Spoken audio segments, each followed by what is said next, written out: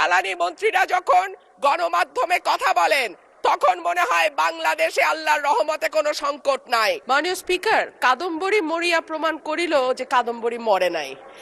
আমাদের তেলের দাম শেষমেশ বৃদ্ধি হইল মাননীয় স্পিকার, কিন্তু তার আগে আমরা দেখলাম কয়েক কিলোমিটার জুড়ে লম্বা লাইন। আমরা দেখলাম মাঝরাত পর্যন্ত ড্রাইভাররা দাঁড়িয়ে আছে, তারা তেল পাচ্ছে না, কিন্তু সরকারের সেই ব্যাপারে কোনো হেলদোল নাই।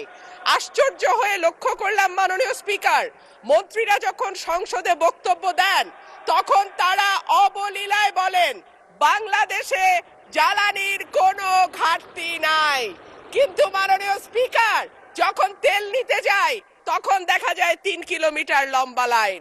মাননীয় স্পিকার, সরকার সম্ভবত কিছু পদক্ষেপ গ্রহণ করবার ঘোষণা দিয়েছে। তার একটা হচ্ছে মার্কেট প্লেস 7টা বাজে বন্ধ করে দেয়া। চমৎকার সিদ্ধান্ত মাননীয় স্পিকার, তবে মনে রাখতে হবে কেনা কাটা বা শপিং যেটুকু হয় সেটুকু সন্ধ্যার পরেই হয়, তার আগে হয় না। 2 হইল অফিস আদালতের সময় বলে পরিবর্তন করবে। 5 দিনের জায়গায় 4 দিন বা 3 দিন তারা কর্মঘণ্টা ঠিক করবে।